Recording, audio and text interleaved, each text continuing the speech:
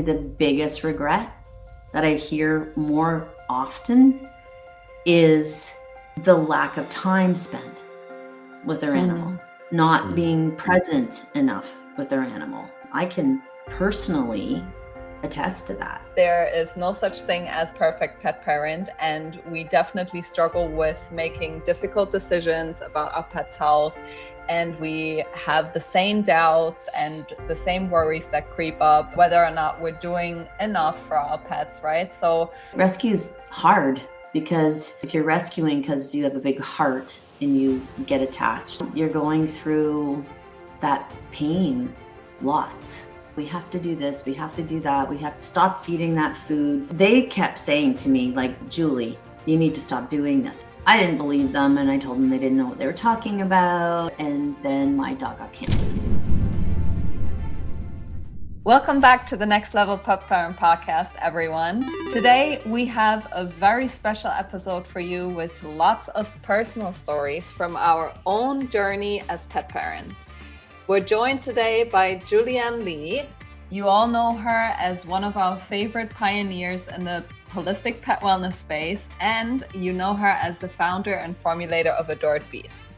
But today, we will get to know a different side of Julie, and you'll also get to know a different side of Larry and me from a much more personal level. One of the reasons that we started the podcast is because we want to connect with our audience on a much deeper level. So this episode is all about that, and I'm very excited to jump in. Thank you so much for being here today, Julie. You're welcome. And for those of you out there listening to this, I had no idea what we were talking about today. So this is even going to be more improv. Since we're all in the pet health space, I think a lot of other pet parents have kind of like the misconception that we are somewhat of a perfect pet parent or that we have it all figured out. And I don't think that's the case at all. I think that there is no such thing as the perfect pet parent, and we definitely struggle with making difficult decisions about our pet's health. And we have the same doubts and the same worries that creep up about whether or not we're doing enough for our pets, right? So I'm excited to share that behind the scenes of how it is that we all pet parent today. And yeah, as everyone knows, Larry and I are first-time pet parents, and we have one dog. But Julie, you have a whole rescue farm with lots of different animals. So to start off, can you just let us know what type of animals are in your care right now and how many? Lots.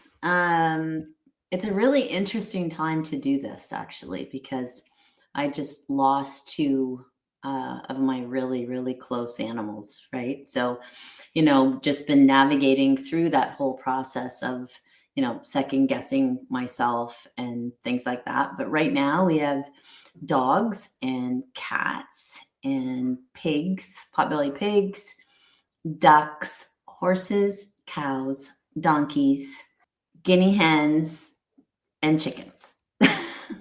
Wow. Wow. The whole gamut. Do you know how many animals in total?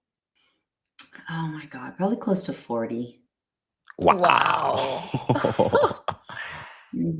Wow, that's a lot. That's total, a lot of yeah. responsibility. A lot, actually, hold on. Maybe less now. Maybe, yeah, probably a little bit less now. But in around, it fluctuates depending on what we're rescuing. Sometimes we have 20, sometimes we have 40, sometimes we have, 30, and then all of a sudden we creep up to 32. And then, because don't forget, everything that we're getting here is either older, massive PTSD. And so they come with trauma. That's sort of a criteria. And lots of chronic physical disease, so some of them are here for, I've had the horse that we just had to put to sleep. He was here for 11 years. So, Wow. And he was given like a very short window to even be on the planet. So, it really fluctuates. It's the difficult part, you get attached to them, and, they're not the expectation of them living either. They're, I mean, when we put him to sleep, he was 28 years old. So, it's not like he died young or anything like that, but, you get so attached to them and you only have them for 11 years, or sometimes you only have them for 3, or sometimes, I kind of have been following in my mom's footsteps that way, because my mom rescued dogs, and the SPCA worked really closely with her, because she often took the ones that were, not adoptable, right? So, or the SPCA would call her and say, we've left 6 notes on this door. Like back in the 60s, it was a very different situation than it is right now. Anyways, she started even taking animals that she knew were in the dying process, like literally knowing that they were in the dying process. And she would just bring them in because they had been abused or not taken care of. And she would just bring them in and be with them. Like sometimes her bedroom door would close, and, we all knew not to bother her. And it would just be that she would just sit with them for 48 hours until they died, right?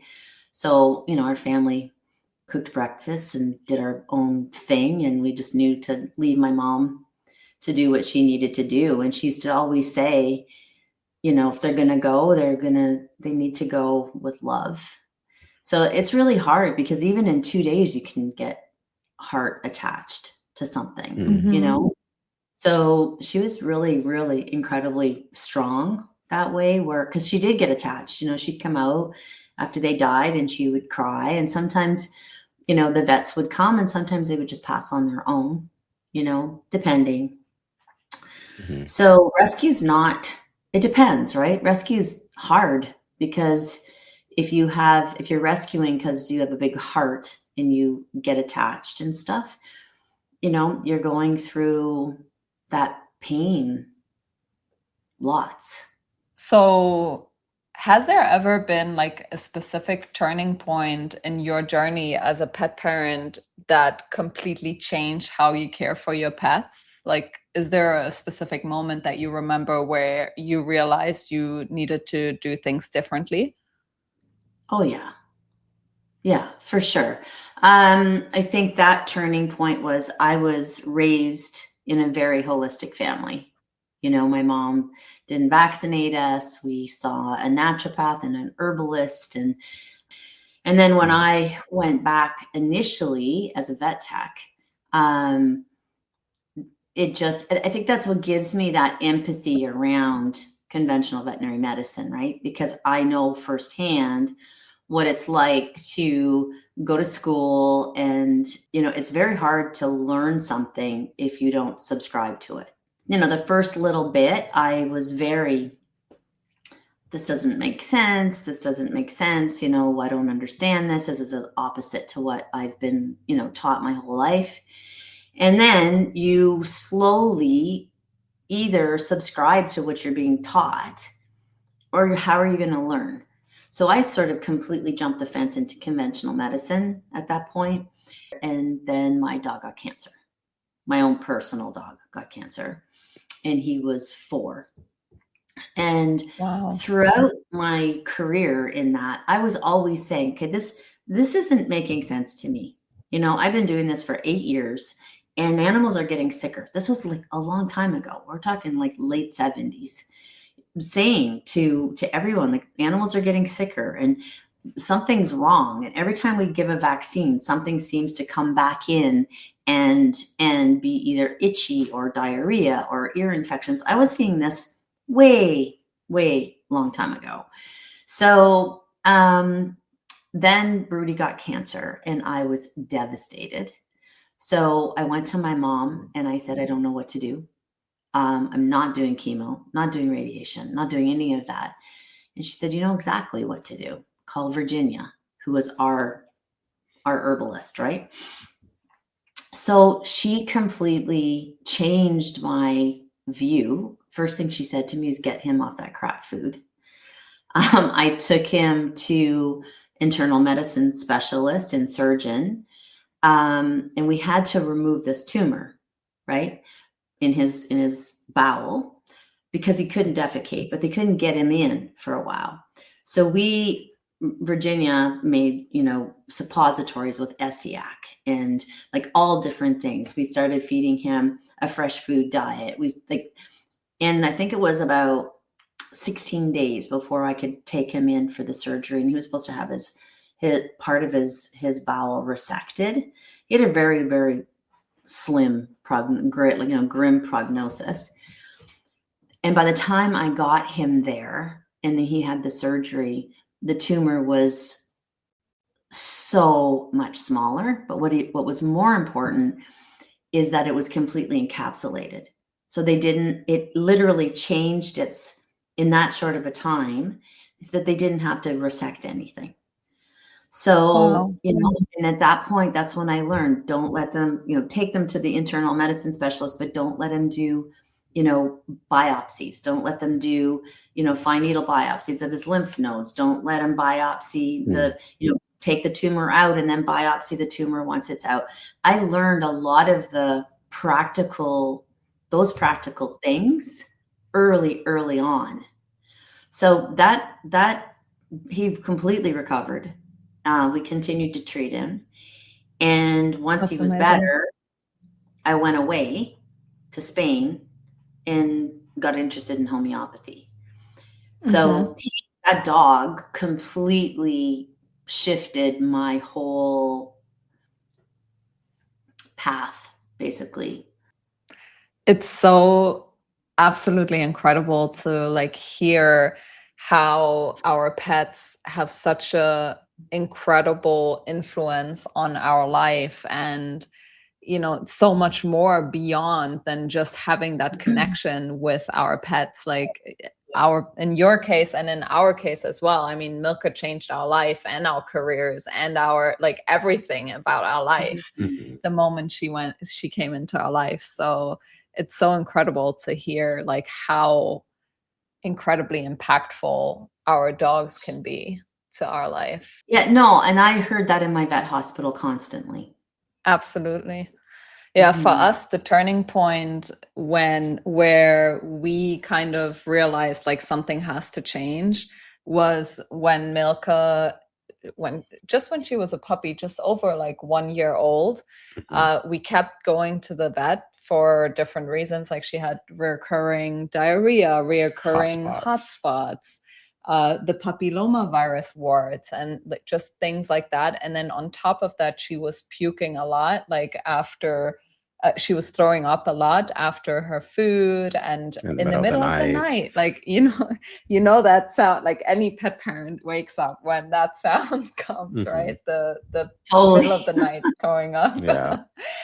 So she was having a lot of that, and we were just switching from one premium dry food to another, as our vet called it, and they couldn't find out what was happening, and they were just saying, she's perfectly healthy.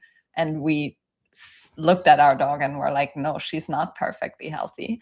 And at that point, we had a friend who was constantly telling us to switch to raw food, but back then we were very apprehensive about it. We weren't sure. Our vet told us not to switch. And then it was also quite a lot more expensive. So we were hesitant about that. And we got some samples actually at some event from raw food. And then we were like, okay, let's just, try it out and stuff. And I think we placed an order because we were like, if we want to try it out, we want to try it out for a an longer extended period of time. And it was literally within a couple of days, her health turned around completely. She was no longer throwing up. And that was for us, it was completely mind blowing, because we were like, why did our vet tell us not to switch? And why is no one talking about this? Why did it feel like no one was talking about this? Exactly. Or why did it feel like the people that should be talking about it aren't talking about it. And I think Yeah. Right. that was it Yeah. for us. And Yeah. that just led us down like this tunnel vision of like wanting to get information. That's when we met you in Chicago, because we were like, we need to actually speak to the veterinarians that are talking about this and figure out what is the problem. Yeah. Yeah. And that also like completely changed our life as well when it comes to health as well, because all of a sudden we're all about organic ingredients for ourselves too, not just our dog. If our dog eats organic, we have to eat organic, right? Yeah. So yeah, it's just amazing. Yeah, because I think it's more than it becomes more than just doing. Do you know what I mean? Like opening up a bag, putting a scoop of dry dog food in, you going to, the cabinet and opening up a can or opening up a box. That shift in consciousness becomes more of an energetic lifestyle, right? Like more of a, like it forces you a little bit more to slow down and look at food and look at health and look at lifestyle in a different way, not like so quick and so fast and convenient, but more of it becomes more of a lifestyle, right? And that lifestyle is more conscious, it's more mindful, it's more connected, it's less like, oh, throw something in a bowl, including for us, right? Like not just our animals, but everything. And then it also kind of brings your your animal into that shared family dynamic. You know what I mean? Like it becomes more like, okay, you're preparing your food, you're getting your dog food ready, you're looking and you're adding things to your dog's food or your cat's food or even your horse's food, like down, in our barn. You should see what we feed the horses and cows and stuff. It's like very precise. You walk into our feed room and you look like you're walking into a bunch of chefs chopping vegetables on the counter and adding supplements, and like it does not look like your average horse barn. Like all the apples are organic, and the carrots are organic, and everything that they get is organic. And you'll see people, they're chopping them up and they're taking a bite of the carrots and a bite of the apples and then giving them to the horses. It just becomes a much more connected experience all the way around. By the way, there's something I have to add to this. We did a animal communication session with Dr. Isla Fishburne, and something so funny came up. She said that Milka wants to eat at the same time as us.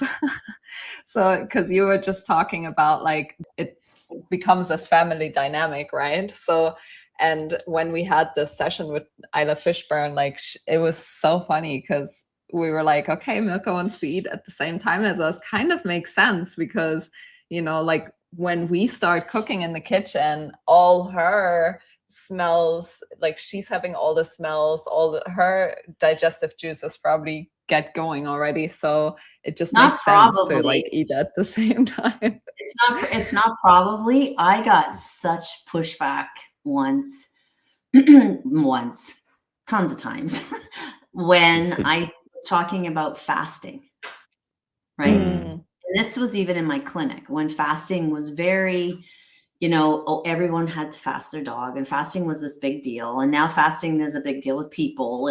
But back then, fasting wasn't a big deal with people, but fasting was a big deal with dogs. And I used to say, well, if you're going to fast your dog, you need to fast yourself, because your dog is part of your family. And when you're cooking, and then all of a sudden one day you arbitrarily decide that you're not going to feed your dog, that's actually a hindrance. It's not helpful, even from a perspective of different metabolic systems in the body going into a emotional state where they think that, like to gain weight, not even to lose weight, right? Because they're not understanding why they're not getting food.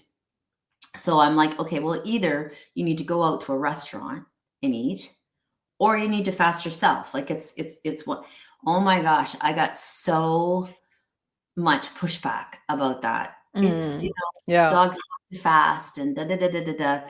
It's like, I'm not saying don't fast your dog. I'm saying don't start cooking your dinner and then expect your dog to be just looking at you like, where's my dinner? It's I've been saying that for like over 20 years. Like, you just can't do that. And my animals, I've just got into that habit because I'm too much of a softie, right? That eating and all. I look down and there's like 16 pairs of eyes around me. It's like, how do you eat? Right? It's like, I'm not really enjoying my dinner right now. So take your dinner and like hide in the bathroom and eat or something. Like, you can't. I couldn't. Like, my digestive system was like gone because I was like so stressed trying to eat, or I'd be eating so fast so that nobody was like freaking out and like drooling and looking at me, so I feed my animals at the same time, usually at the same time that I eat, right? Just because it's emotionally easier for me. Yeah. Larry's side-eyeing me because Yeah. fasting has been a very big topic for us as well. Yeah, because like, I know that there's so many incredible health benefits with fasting, but just I feel like you just said it so well. I am a softie when it comes to like feeding Milka. Like, I don't like to start eating and then she's just looking at me like when am I gonna get food? And I prefer generally to fast Milka when I know, okay, in the evening time we're not gonna be here, or so I'll feed her. We'll feed her like a double meal in the morning time, so she doesn't necessarily really miss anything. But Charlie has a whole different view on this. Because nowadays, like, everyone's like, dogs that only eat once a day live longer and stuff like that, right? So I'm like, I'm so confused because like I want her to eat twice a day because she loves food and I don't want to take that away from her. But like, also, the science, I feel like, is a lot of it is going into like, dogs should be fasting and stuff like that. And then also, of course, sometimes it is a convenience part as well. When we're coming back home late, or we know we're gone in the evening, so we just feed her a double meal. But what I have been doing though is now I've been getting better now. Like, now that we're here in Thailand, our routine is a lot better where I can do intermittent fasting. So I give her like an 8-hour window. So she eats at like 8 in the morning, and then she eats again at 4 p.m. And then she has like 16 hours of no eating. And I think that is also really beneficial and my compromise. So she still eats twice a day. But she doesn't eat with us. Yeah, but she does. Yeah, that's true. But we haven't really been eating every evening here. So so many decisions. Interesting thing that I heard from you guys is, I'm so confused. Yeah. So I want to speak to that because there is no right and wrong. Yeah. There really isn't. Like science is amazing. I mean, you guys know that I'm a science freak. And saying that, how long were these studies for? And what was it? Were they controlled studies? Were they? You can't. For me, I don't think that there's so many like, this is the way it is.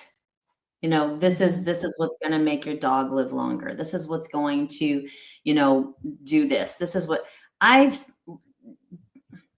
like, the only thing I can say is the years of experience that I've seen animals. Like, I was working in vet hospitals part-time, volunteering when I was 9, Wow. and then started working in the veterinary industry when I was 17.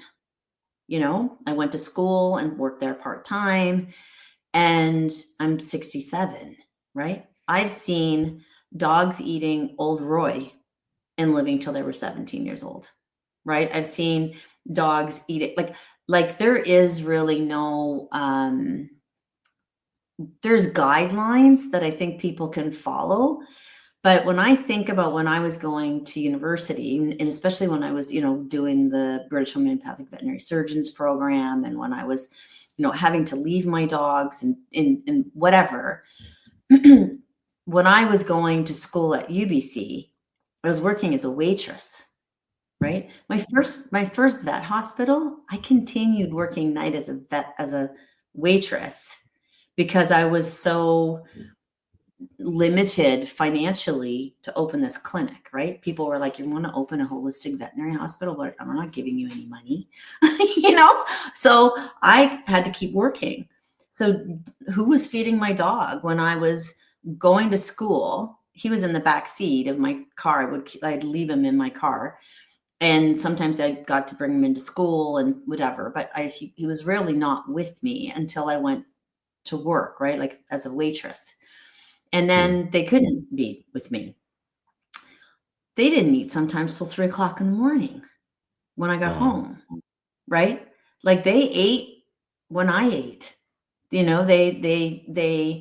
were, the thing that I found really interesting is not to have them on a routine, right? Like, because in the wild, they don't, it's time to go kill a rabbit.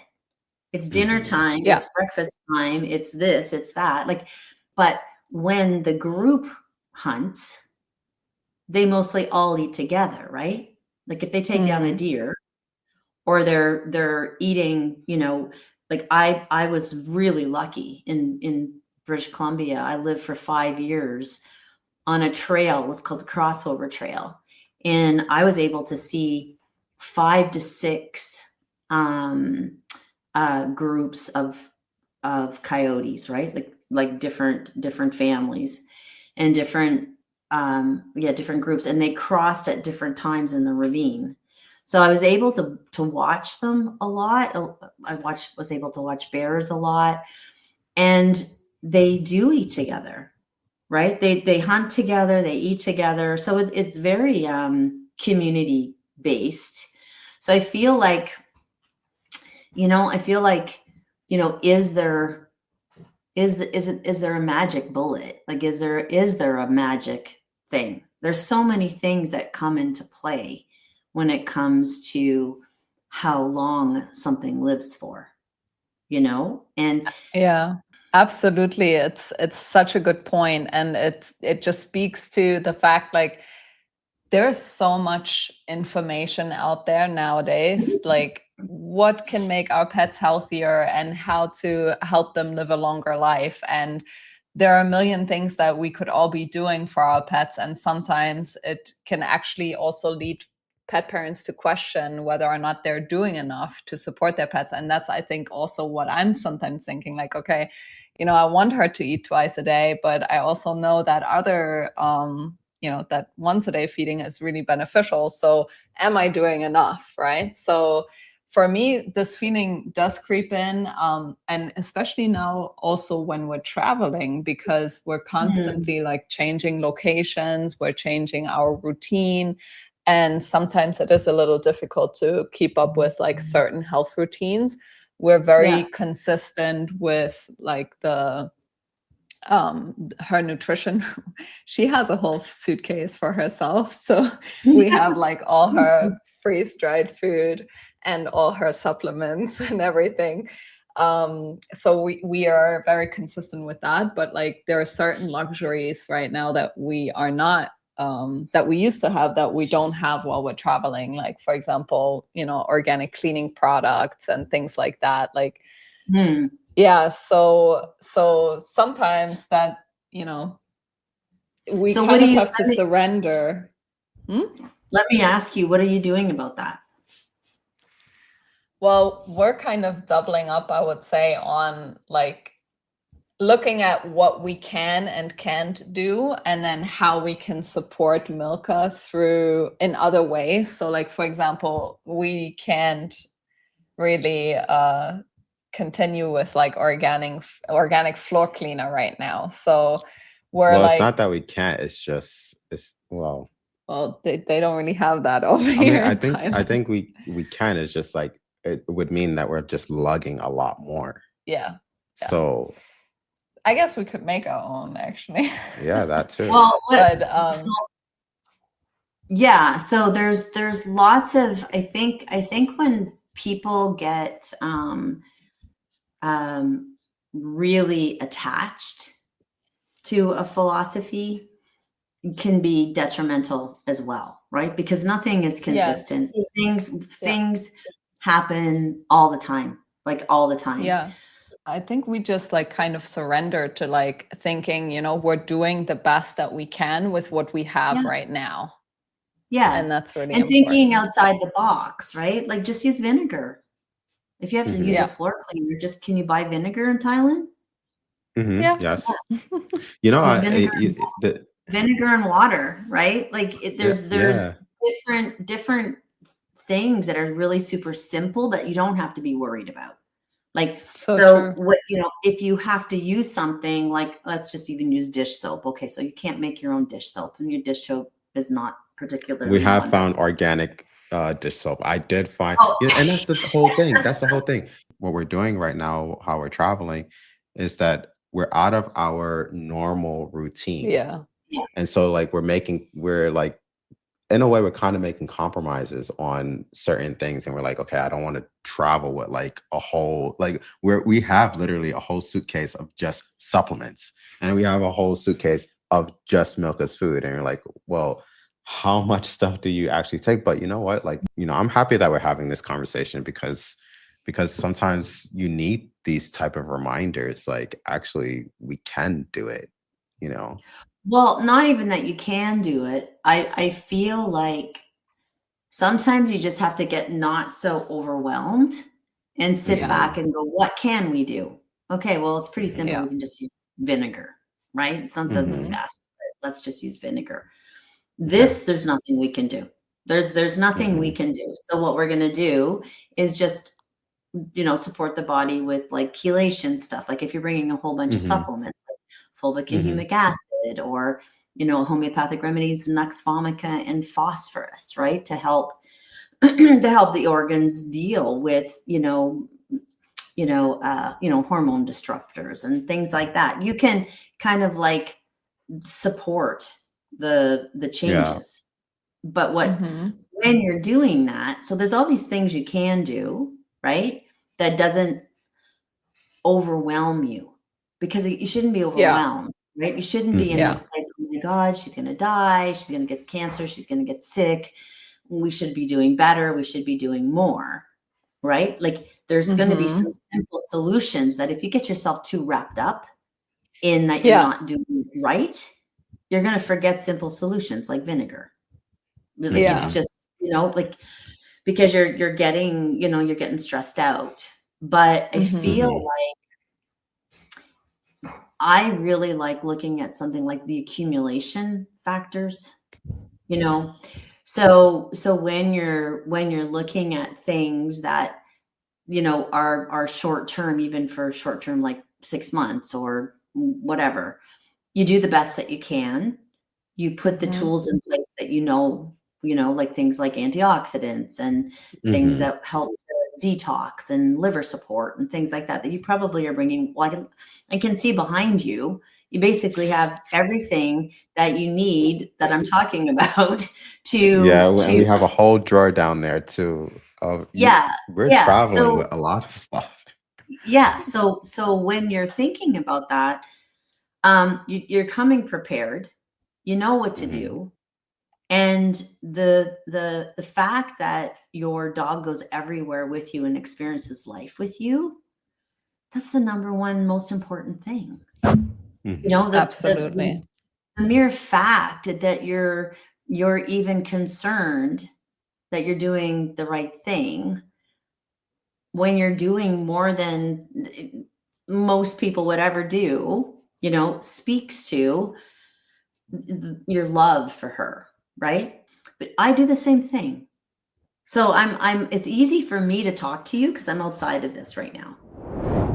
Hey pet parents, quick pause. I want to share something that's made a huge difference in our dog's life. Our sponsor, Adored Beast, creates some of the highest quality all natural pet supplements and probiotics out there. They revolutionized pet health by creating the world's first species-specific probiotics. So whether you have a dog, a cat, or even a horse, they got you covered with formulas tailored to your pet's unique needs. From supporting immunity and easing allergies, to helping with joints, skin issues, and digestion, Adored Beast helps you proactively manage your pet's health and cut down on future vet bills with effective natural supplements backed by science. We have been using Adored Beast for over 6 years now with our French Bulldog Milka. She's 9 years old now and she's still as healthy and active as ever. The Adored Beast probiotics, the Jump for Joints, and the Liver Tonic have been essential in keeping Milka free of the typical health issues we often see in older dogs. Honestly, our vet bills are almost non-existent, and we do credit a lot of that to Adored Beast and using these effective natural products all throughout Milka's life. If you're ready to support your pet's health naturally, head over to PAWDEGA.us to get 10% off your next Adored Beast order with the discount code ABA. Free shipping on qualified orders within the USA. Again, just visit PAWDEGA.us and use the code ABA for 10% off. Terms and conditions apply. All right, let's jump back into today's episode. But I do the same thing. So it's easy for me to talk to you because I'm outside of this right now, right? I can look at you. I know you guys. I know your dog and I know your lifestyle. So for me, it's super easy to look at it and go, you're doing an incredible job. You've got all the tools behind you. You're bringing your own food, just be in that space that she has the most amazing life. She's not in a boarding kennel right now, right? Like she's not in a boarding facility right now. She's with you. So we really have to look at big picture stuff and long-term stuff and things that build up over time, like I said, accumulation effects. But I do exactly the same thing, only I do it with 40 animals or 20 animals or 10 animals or whatever I'm in the moment, right? And when I'm like that, I have to call my sister and say to her, oh my God, I'm so stressed out, blah, blah, blah, blah, we can't get this or blah, blah, blah. And she's like, Julie, if one of these animals dies tomorrow, they have lived in heaven. You've got fans on them in the summertime to make sure flies don't go on them. They've got they've just got this, I do everything I possibly can for these animals. And on top of it, they have all this love, right? And they feel safe. So I need reminders constantly that it's okay, that I'm not, that, or I can spiral into things that are crazy, just completely unrealistic. And, it just piles up and then you're spinning and you're not knowing what to do. Right? Yeah. I think it's important to just focus on, what we can do and what we can, also sometimes I think can feel like too much, right? Like I'm supposed to care about a million different things, but it's just not possible for all of us, right? So really to prioritize the things that we care the most about and to be consistent. And also for me, a lot of the times it's also about creating rituals that I can actually stick to and not be too unrealistic about my expectations. Some convenience as well. This conversation talking about the floor cleaner, I just now thought about when we first started feeding Milka a raw food diet. And that was the first, I would say, area of improvement in her life. Like we seen drastic improvements.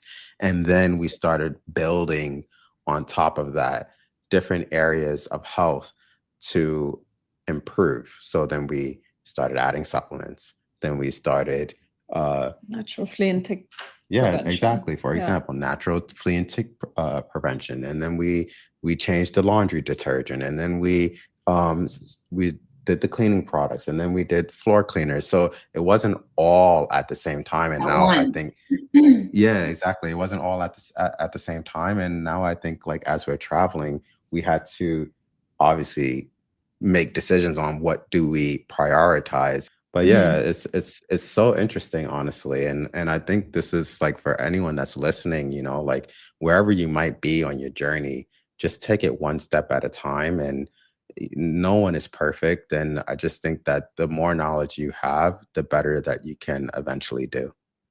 Yeah. And yeah, like when you said the perfect pet parent, like what is that? Yeah. You know, It doesn't exist. it doesn't exist. And there's a book out, and a lot of pediatricians and therapists and things like that talk about the 60-40 ratio, right? With children, when you raise children. And that some of the most resilient, well-adjusted children are grown up in this 60-40, where 60% is like this perfect parenting, you know, and 40% is like, oh my gosh, I screwed up so bad. Right? Like, you know, there isn't such a thing as a perfect scenario. It just doesn't exist. And I think that kind of what I'm trying to learn too is, you know, practice what I preach and walk my talk and things like that. And, you know, I'm very, like I said, very science-based, but I'm really energy-based. You know, like my whole major modality of medicine is homeopathy, right? Which is, I've been, you know, super interested in quantum physics my whole life. I just at, you know, 60 years of old took a quantum physics course.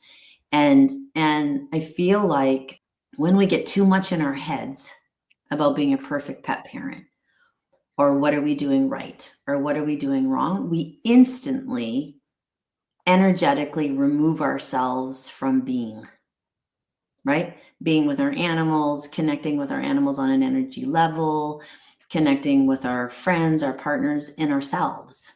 You know, that just gets removed. You just become separated. And what I can tell you from literally the thousands and thousands and thousands of animals that I've worked with, and the thousands of pet parents that I've worked with, is that when something dies or when something ends, probably the biggest regret that I hear more often is the lack of time spent with their animal, not being present enough with their animal, too involved in a, you know, negative relationship to spend time with, you know, going through a divorce or whatever. Like, you know, and I'm one, I can personally attest to that, you know, like, you know, going through traumatic experiences in my life, you know, like whether it's, you know, divorce, or, you know, when I had to, you know, work through legal battles with the vet association, or when I had, you know, when I got, you know, physically sick with Lyme disease. Like there's a million different things I can talk about. When my mom got really sick, you know, my animals were there. I don't even know what I would have done without my animals. And then more times than I can tell you, my major regret with any animal that dies in my life was that I beat myself up about being pre-consumed with something else, whether that's adored beast, you know, my business, whether that was when I had my vet hospitals, being too available, like, you know, being on call 24/7, being always at my clinic, and then my own dog dies, and it's like, well, I only got to spend, an hour a day with, him in the morning, or 2 hours taking him for a run in the morning. And then I didn't see him until I slept with him at night, kind of took him around the block and, go to sleep. That was probably my bigger regret in thinking back, and with all my clients and stuff. I would honestly say that was a larger regret too. Of course, the whole thing. Oh my gosh, I wish I hadn't vaccinated. Oh my gosh, I wish I'd listened and put them on raw. Like, there's those regrets, but I feel like more across the board than anything else was not being connected enough. So when you get too heady about, am I giving, and I own a supplement company, right? So, for me to say, when you get too heady about what supplements do I use, and what do I do about this, and what food am I feeding, and you're disconnected from the experience of, or even the guilt, right? Like, you're putting something in a bowl and being like, man, I should have added more vegetables, or I don't know whether this is balanced enough, or I don't know this. You're just immediately disconnecting yourself from the experience of living with your animal. And I can only speak to that because I do it all the time. I have to catch myself. I have to do meditations to bring myself back into the moment, to be mindful, so that I don't go to bed at night and go, oh my God, I was just in my head all day, and I never spent any time with blah, blah, blah, or it's a common thing. It's something that we're almost taught to be like. Wow. Like, I'm almost speechless, because I don't know what it is like to lose a pet, but I know what it feels like to have regret over specific things that, like, for example, we spayed Milka too early because we didn't know better back then, right? So after she was spayed with 9 months old, and then now we know better, now we wouldn't do it the same again, right? But like, it's so easy to like get caught up about these things, and like, we have to say to ourselves, or we have to remind ourselves, okay, look, I did the best that I thought back then. When we did it, we thought it was the best for her, so we went with that. And now we just kind of have to do a mindset shift where we say, okay, we just support her body in the ways that need to be supported right now, because we know she was spayed too early, and we just kind of like have to look at it that way. But that is actually what you just brought up, is such a major point, because like, at the end of the day, the one thing we would probably regret the most is to not be present enough with our dogs, so we could be doing the absolute most amazing things for our dogs. If we don't spend the time with our dogs, then why are we doing any of this? Right? So no.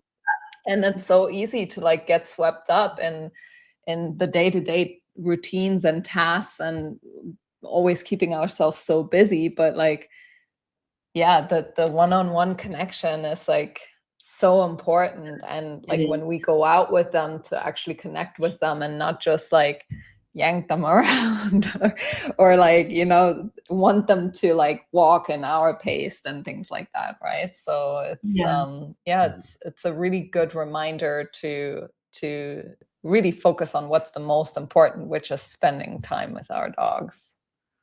Yeah, for sure. Agree. And I remember being in Chicago. I don't know if it was the first year that I lectured for Dogs Naturally, all of their Chicago ones. And I don't remember which one it was, but I think it was one of the first ones, when I talked about species specific lifestyle. Like, we're very,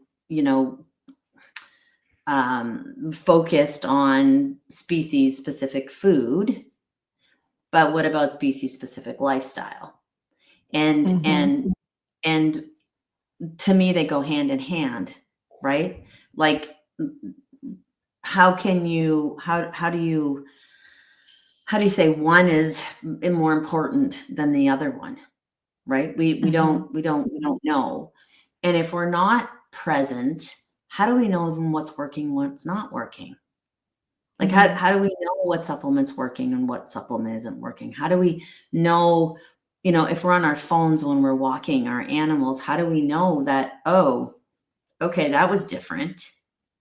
Isn't that Yeah. interesting? Well, what new thing did I start? Right? Like, Mm-hmm. what's changed, or what happened to me emotionally yesterday, or from someone that is anally worried, because that's my big thing, is I worry about my animals all the time. And I have to put in daily practices, to the point where I had to go to a therapist to talk to him about, my inability to not feel like, like I have to helicopter mom all these animals all the time. And I was like that with my patients at my clinic, like, I'd wake up in the middle of the night and be like, oh my gosh, I wonder how this one's doing, or I wonder how that one's doing, or like that, over worrying. So I know what it's like to be like that. When I'm talking to you guys, it's not like I'm saying, oh, try not to worry. Something like, it's like, I know exactly what that feels like, and I know exactly what regret feels like. But when you talk about even the spay thing, right? Like spaying her, and having regret about that.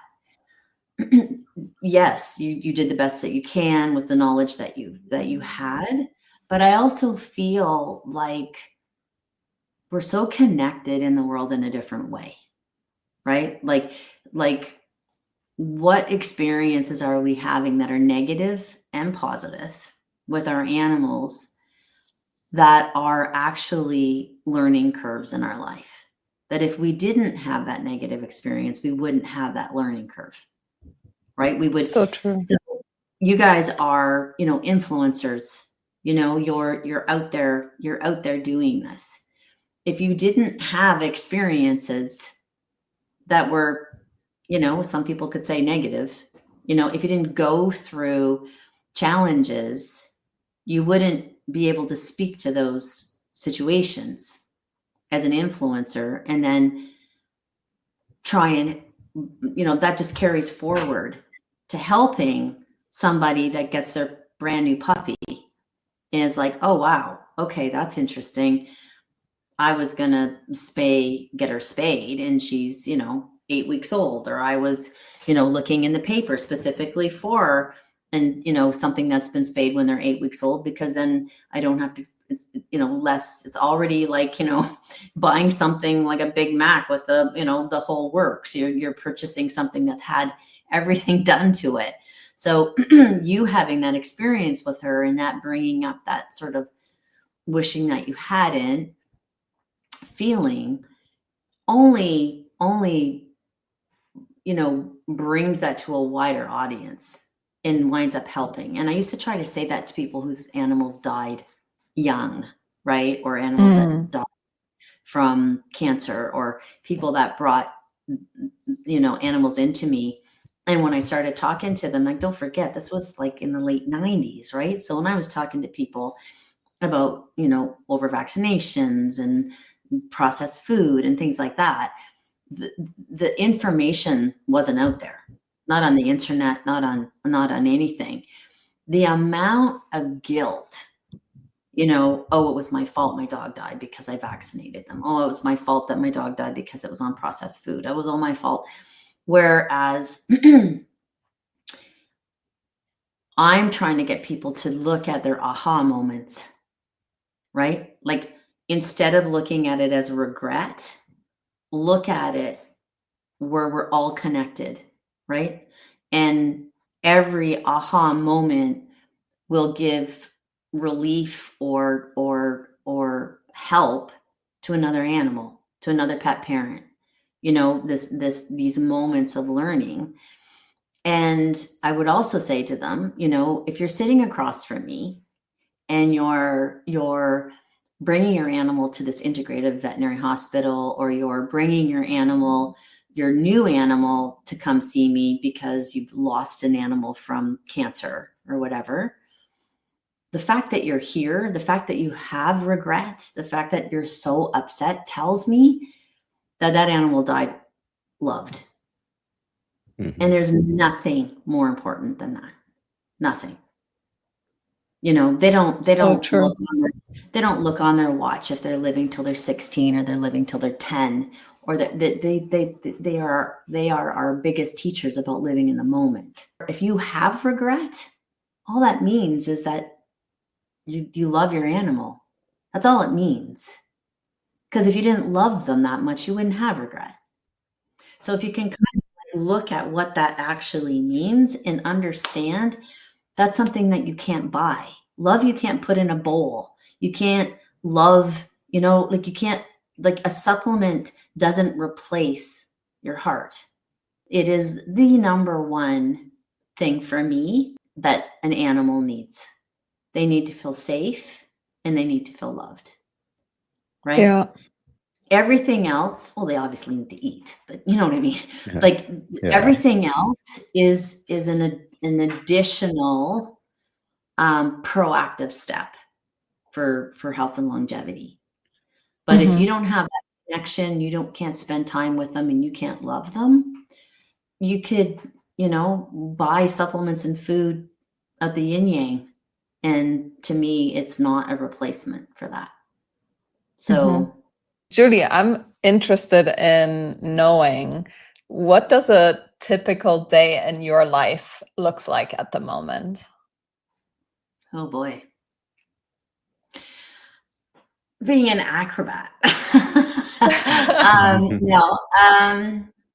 Well, last night I did yesterday I have a veterinary technician. She's amazing that works for me, and she has 2 days off. So I sort of decided at one point, well, we decided together actually that it would probably be more beneficial for my animals for me to do her 2 days off, right? So that, you know, I was more involved with them and stuff like that, rather than, you know, working and you know, every available spare time that I have, you know, be with them. So yesterday I had Zoom meetings for work, and I took care of a one-legged duck who in the mornings needs to be bathed and put into a bathtub so that she can swim around and get movement and stuff. And her bum needs to be all cleared off, or else she can't go poop because she can't stand to poop. So it layers. So I'm, you know, in the bathtub scraping off poop off of a duck's bum and washing her eyes. And then I had a horse that seemed sick. So I went down and, you know, took his temperature and told everybody what to give him and sort of tried to assess what was going on. And then I came back up to the house, and feeding the cats and doing all like the feeding stuff.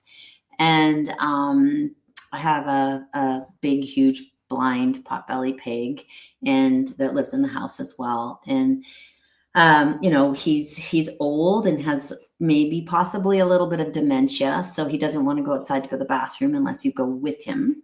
So, you know, it starts off all like that. And then in between, I have Zoom meetings with like banks, and Zoom meetings with marketing, and Zoom meetings with scientists, and trying to, you know, mix all of that stuff together. And then last night or yesterday, I took him out. So this is when we talk about perfection. So this is actually a very good question. So Jack has been historically eating organic veggie fruit baby food, right? So he gets that mixed in his organic rolled oats, and he gets a combination of everything. He doesn't get commercial potbelly pig food. We make his food every single day.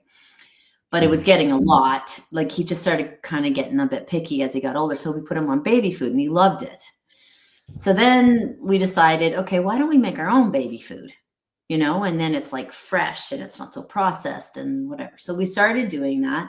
And a couple days ago, we gave it to him and he loved it, which I was super happy about because he's very picky. And then yesterday, on the day that I'm doing all of this stuff, I take him out and he goes to the bathroom and he just seemed to be like straining. And he doesn't strain, right? So I'm like, okay, well, you know, but I had to hurry and get back in and get on another Zoom meeting and give my cat his medication. My cat that's 19 years old, and give him his medication, and, you know, making sure that the duck's done. Like, so I'm running around, right? Doing all kinds of different things, you know, finding out how the horse that's not doing very well is doing in the barn. And then I feed him for his dinner and I take him back outside again. And I'm about to get ready to do this AJA, right? Which is this Ask Juliet. And he comes back in and I go to cover him up, right? So that I can go grab some food because he gets tucked in at night with his blankies and all that stuff. And this is like a 200-pound massive pig. And so I'm tucking him in with his blanket and all of a sudden he starts kicking his back foot to his stomach. I'm like, what are you doing? And grunting, and his nose is flared, right? So he's breathing heavy. And I'm like, what's happening? What's going on? And then he's kicking his stomach. And I'm not a potbelly pig expert by any means. So I'm like going online. Do they get colic? Because we just had a horse die from colic. Do they get colic? Can they vomit? Like, I'm trying to figure out what's going on with him. And then I realized, oh my gosh, we're giving him this new food, right? This new vegetables. And his stomach was gurgly. So he had like an upset stomach. But I freaked out, right? So I just started giving him, you know, homeopathic remedies for colic and homeopathic remedies for GI upset. And I'm calling my friend that's the vet that does do some potbelly pig work.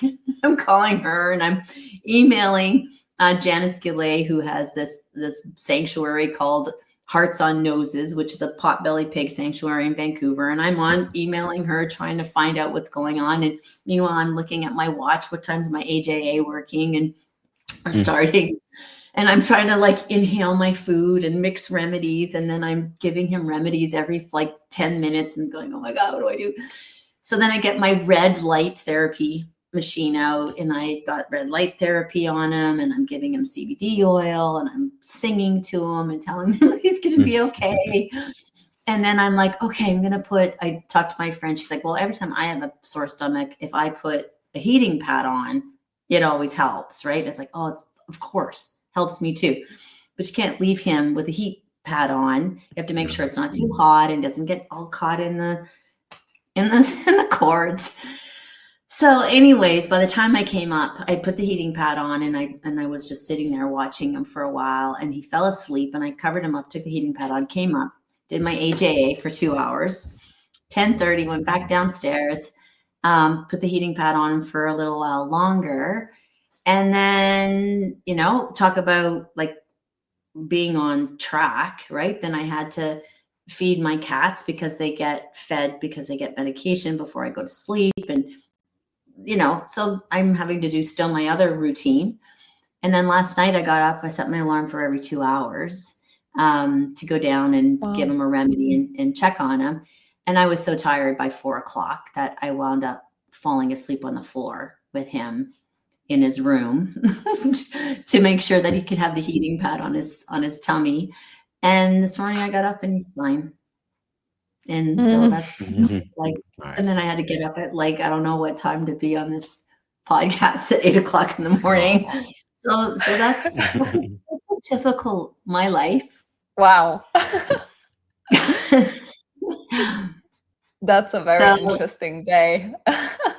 Yeah, well, that's like kind of every day, right? When you're dealing with animals that have, you know, emotional issues, whether that's PTSD or you're dealing with, you know, and also, you know, the logistics and the day-to-day stuff for a adored beast, right? And we're also ordering our mushroom spores right now for our mushroom forest. And we're like, yeah, it just never stops. Doesn't stop a lot. So that's why I'm trying really hard to be like, okay, so I was super stressed last night about Jack. Like I was almost in tears before I even got on my HAA because I did lose a horse to colic about a month ago. And prior to that, I lost Henry, right? So I'm hyper, like I could start crying right now, but I'm hyper aware. Like someone just turns their ear sideways in the barn and I'm like, what's wrong? You know? And so what I tried to do with Jack last night was just be with him, right? So I started singing to him and started trying to connect with him with my heart and tell him how much I love him. And then I'm beating myself up. Why did I change his food? He's been, he's this old pig that's doing really well on baby food. Why did I think I could do better and make my own food? Now he's sick, like we're none of us are out of that. Like I have a lot of friends that are vets that are texting me about their dogs and I'm helping them with their dogs. Why? Not because they couldn't do it. They're too close. Experts or who are considered experts are not outside that realm of knowing everything and everything's like chill and peaceful and fine. Like, I don't know very many people like that. My circle of friends, my circle of experts, my circle of vet friends and things like that. None of us are like that.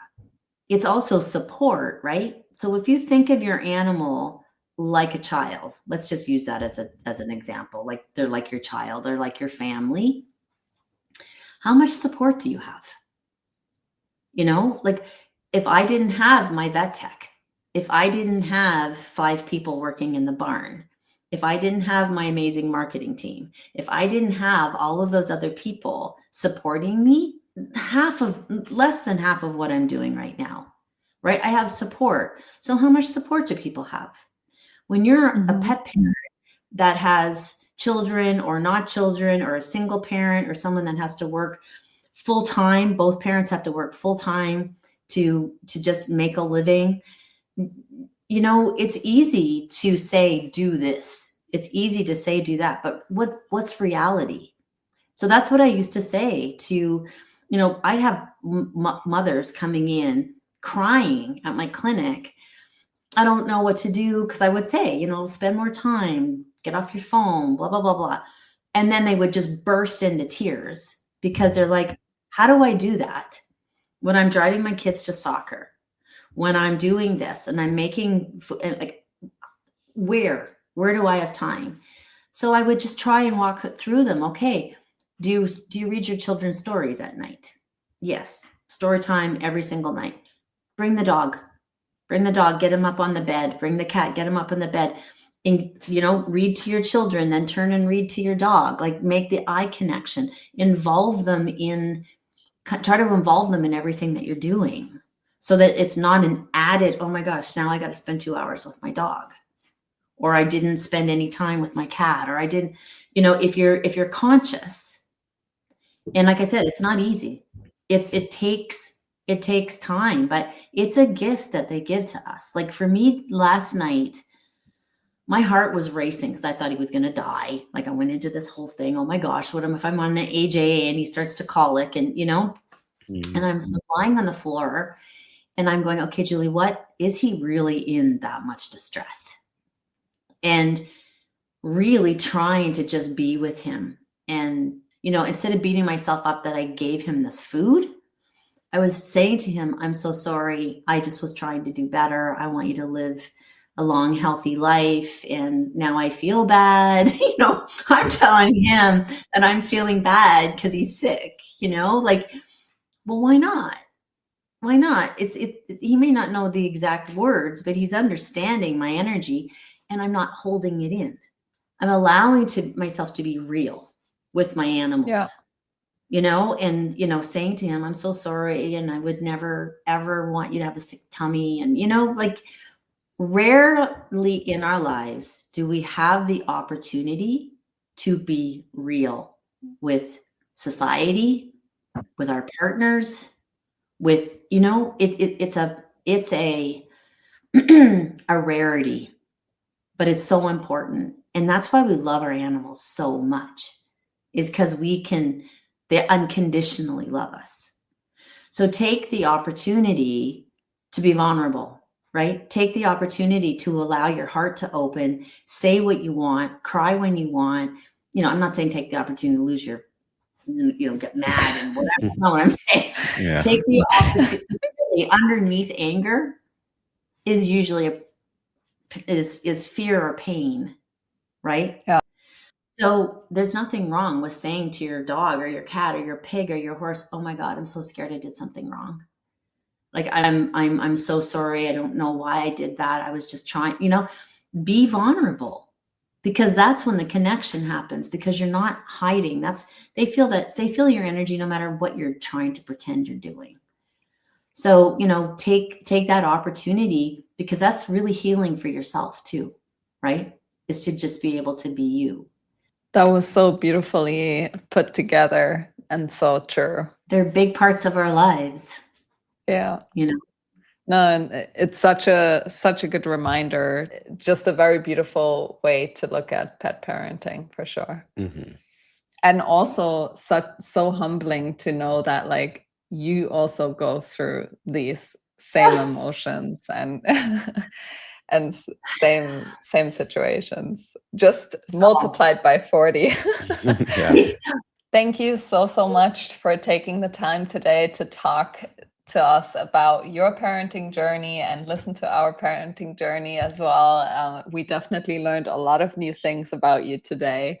And thank you for allowing that closer look into your pet parenting journey.